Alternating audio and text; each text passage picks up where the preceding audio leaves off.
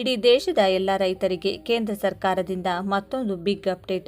ಕೇಂದ್ರದ ಮೋದಿ ಸರ್ಕಾರವು ಜಾರಿಗೊಳಿಸಿರುವ ಪ್ರಧಾನಮಂತ್ರಿ ಕಿಸಾನ್ ಸಮ್ಮಾನ್ ಯೋಜನೆ ಅಡಿಯಲ್ಲಿ ರೈತರಿಗೆ ನೀಡಲಾಗುತ್ತಿರುವ ವಾರ್ಷಿಕವಾಗಿ 6,000 ರೂಪಾಯಿಗಳಲ್ಲಿ ಈಗ 23ನೇ ಕಂತಿನ 2,000 ಹಣ ಬಿಡುಗಡೆಗೆ ಕೇಂದ್ರ ಸರ್ಕಾರ ರೈತರ ಖಾತೆಗಳಿಗೆ ಹಣ ವರ್ಗಾವಣೆ ಮಾಡುತ್ತಿದೆ. ಆದರೆ ಈ 3 ಕೆಲಸ ಮಾಡದೇ ಇರುವ ರೈತರಿಗೆ ಇದೇ ಜೂನ್ 1ರಿಂದ ಜಾರಿಗೆ ಬಂದಿರುವ ಹೊಸ ನಿಯಮದ ಪ್ರಕಾರ ಇನ್ಮುಂದೆ ಇಂತಹ ರೈತರ ಖಾತೆಗಳಿಗೆ ಹಣ ಜಮಾ ಆಗಲ್ಲ. ಹಾಗಿದ್ರೆ ಯಾವೆಲ್ಲ ರೈತರ ಖಾತೆಗಳಿಗೆ ಹಣ ಬರುವುದು ನಿಲ್ಲುತ್ತದೆ ಮತ್ತು ಹಣ ಬರುವುದು ಸತತವಾಗಿ ಹೇಗೆ ಬರಬೇಕು, ಯಾವುದೇ ಅಡೆತಡೆಗಳು ಇಲ್ಲದೆ ಸರಾಗವಾಗಿ ಬರಬೇಕು ಅಂದರೆ ಏನು ಮಾಡಬೇಕು ಎನ್ನುವ ಕಂಪ್ಲೀಟ್ ಮಾಹಿತಿಯನ್ನ ಈ ವಿಡಿಯೋದಲ್ಲಿ ನೀಡಲಾಗಿದ್ದು, ತಪ್ಪದೆ ವಿಡಿಯೋವನ್ನ ಕೊನೆವರೆಗೂ ನೋಡಿ. ಹಾಗೂ ನೀವು ಕೂಡ ರೈತ ಕುಟುಂಬಕ್ಕೆ ಸೇರಿದವರಾಗಿದ್ದರೆ ತಪ್ಪದೆ ವಿಡಿಯೋಗೆ ಒಂದು ಲೈಕ್ ಮಾಡಿ. ಈ ಪ್ರಧಾನಮಂತ್ರಿ ಕಿಸಾನ್ ಸಮ್ಮಾನ್ ನಿಧಿ ಯೋಜನೆಯ 23ನೇ ಕಂತಿನ ಹಣ ಜೂನ್ ತಿಂಗಳಲ್ಲಿ ಬಿಡುಗಡೆಯಾಗುವ ಸಾಧ್ಯತೆ ಇದೆ. ಈ ಯೋಜನೆಯ ಅಡಿ ದೇಶದ 9 ಕೋಟಿಗೂ ಹೆಚ್ಚು ರೈತ ಕುಟುಂಬಗಳಿಗೆ ನೇರವಾಗಿ ಆರ್ಥಿಕ ನೆರವು ನೀಡಲಾಗುತ್ತಿದೆ. ಕೇಂದ್ರ ಸರ್ಕಾರವು ಕಳೆದ ಮಾರ್ಚ್ 13ರಂದು 22ನೇ ಕಂತಿನ ಹಣವನ್ನು ಬಿಡುಗಡೆ ಮಾಡಿತ್ತು. ಇದೀಗ ರೈತರು 23ನೇ ಕಂತಿನ ನಿರೀಕ್ಷೆಯಲ್ಲಿದ್ದು, ಪ್ರತಿ ಫಲಾನುಭವಿ ರೈತರ ಬ್ಯಾಂಕ್ ಖಾತೆಗೆ 2,000 ರೂಪಾಯಿ ಜಮೆಯಾಗಲಿದೆ.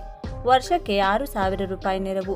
2018-19ರಲ್ಲಿ ಕೇಂದ್ರ ಸರ್ಕಾರ ಆರಂಭಿಸಿದ್ದ ಪ್ರಧಾನಮಂತ್ರಿ ಕಿಸಾನ್ ಸಮ್ಮಾನ್ ನಿಧಿ ಯೋಜನೆಯಡಿ ಅರ್ಹ ರೈತರಿಗೆ ವರ್ಷಕ್ಕೆ 3 ಕಂತುಗಳಲ್ಲಿ ಒಟ್ಟು 6,000 ರೂಪಾಯಿ ಆರ್ಥಿಕ ನೆರವು ನೀಡಲಾಗುತ್ತದೆ. ಈ ಮೊತ್ತವನ್ನು ನೇರವಾಗಿ ಫಲಾನುಭವಿಗಳ ಬ್ಯಾಂಕ್ ಖಾತೆಗೆ ಡಿಬಿಟಿ ಮೂಲಕ ವರ್ಗಾಯಿಸಲಾಗುತ್ತದೆ. ಯಾರು ಈ ಯೋಜನೆಗೆ ಅರ್ಹರಲ್ಲ? ಕೃಷಿ ಭೂಮಿ ಹೊಂದಿರುವ ಎಲ್ಲರಿಗೂ ಈ ಯೋಜನೆಯ ಲಾಭ ಸಿಗುವುದಿಲ್ಲ. ಕೆಲವು ವರ್ಗದ ಜನರನ್ನ ಯೋಜನೆಯಿಂದ ಹೊರಗಿಡಲಾಗಿದೆ. ಅರ್ಹರಲ್ಲದವರ ಪಟ್ಟಿ: ವೈದ್ಯರು, ಎಂಜಿನಿಯರ್ಗಳು, ವಕೀಲರು ಸೇರಿದಂತೆ ವೃತ್ತಿಪರರು, ಶಾಸಕರು, ಸಂಸದರು ಹಾಗೂ ಸರ್ಕಾರಿ ನೌಕರರು, ಸರ್ಕಾರಿ ಪಿಂಚಣಿದಾರರು, ಒಂದೇ ಕುಟುಂಬದ ಒಂದಕ್ಕಿಂತ ಹೆಚ್ಚು ಸದಸ್ಯರು, 2019ರ ಬಳಿಕ ಕೃಷಿ ಭೂಮಿ ಖರೀದಿಸಿದ ಕೆಲ ವರ್ಗದ ಅರ್ಜಿದಾರರು, ಪೋಷಕರ ಹೆಸರಿನಲ್ಲಿದ್ದ ಭೂಮಿಯನ್ನು ವರ್ಗಾಯಿಸಿಕೊಂಡ ಕೆಲ ಪ್ರಕರಣಗಳ ಫಲಾನುಭವಿಗಳು. ಈ 3 ಕೆಲಸ ಮಾಡದಿದ್ರೆ 23ನೇ ಕಂತು ಸಿಗುವುದಿಲ್ಲ. 23ನೇ ಕಂತಿನ ಹಣ ಪಡೆಯಲು ರೈತರು ಕೆಲವು ಪ್ರಕ್ರಿಯೆಗಳನ್ನು ಕಡ್ಡಾಯವಾಗಿ ಪೂರ್ಣಗೊಳಿಸಬೇಕು. ಮೊದಲನೆಯದಾಗಿ ಇಕೆವೈಸಿಯನ್ನು ಪೂರ್ಣಗೊಳಿಸಿ. ಫಲಾನುಭವಿಗಳು ತಮ್ಮ ಖಾತೆಗೆ ಇಕೆವೈಸಿ ಪ್ರಕ್ರಿಯೆಯನ್ನು ಕಡ್ಡಾಯವಾಗಿ ಪೂರ್ಣಗೊಳಿಸಬೇಕು. ಎರಡನೆಯದಾಗಿ ಭೂ ದಾಖಲೆಗಳ ಪರಿಶೀಲನೆ. ಕೃಷಿ ಭೂಮಿಯ ದಾಖಲೆಗಳ ಪರಿಶೀಲನೆ ಪೂರ್ಣಗೊಂಡಿರಬೇಕು.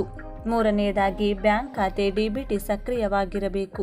ಬ್ಯಾಂಕ್ ಖಾತೆಯ ಆಧಾರ್ಗೆ ಲಿಂಕ್ ಆಗಿರಬೇಕು ಹಾಗೂ ಡಿಬಿಟಿ ಸೇವೆ ಸಕ್ರಿಯವಾಗಿರಬೇಕು. ಈ 3 ಷರತ್ತುಗಳಲ್ಲಿ ಯಾವುದಾದರೂ ಬಾಕಿ ಇದ್ರೆ 23ನೇ ಕಂತಿನ 2,000 ರೂಪಾಯಿ ನಿಮ್ಮ ಖಾತೆಗೆ ಜಮೆಯಾಗುವುದಿಲ್ಲ. ತಕ್ಷಣವೇ ಸ್ಥಿತಿ ಪರಿಶೀಲಿಸಿ. ಜೂನ್ ತಿಂಗಳಲ್ಲಿ ಹಣ ಬಿಡುಗಡೆಯಾಗುವ ಸಾಧ್ಯತೆ ಇರುವುದರಿಂದ ರೈತರು ತಮ್ಮ ಇಕೆವೈಸಿ, ಭೂ ದಾಖಲೆ ಪರಿಶೀಲನೆ ಹಾಗೂ ಬ್ಯಾಂಕ್ ಖಾತೆಯ ಡಿಬಿಟಿ ಸ್ಥಿತಿಯನ್ನು ತಕ್ಷಣವೇ ಪರಿಶೀಲಿಸಿಕೊಳ್ಳುವುದು ಒಳಿತು. ಎಲ್ಲ ದಾಖಲೆಗಳು ಸರಿಯಾಗಿದ್ದರೆ ಮಾತ್ರ ಮುಂದಿನ ಕಂತಿನ ಹಣ ಪಡೆಯಲು ಸಾಧ್ಯವಾಗುತ್ತದೆ.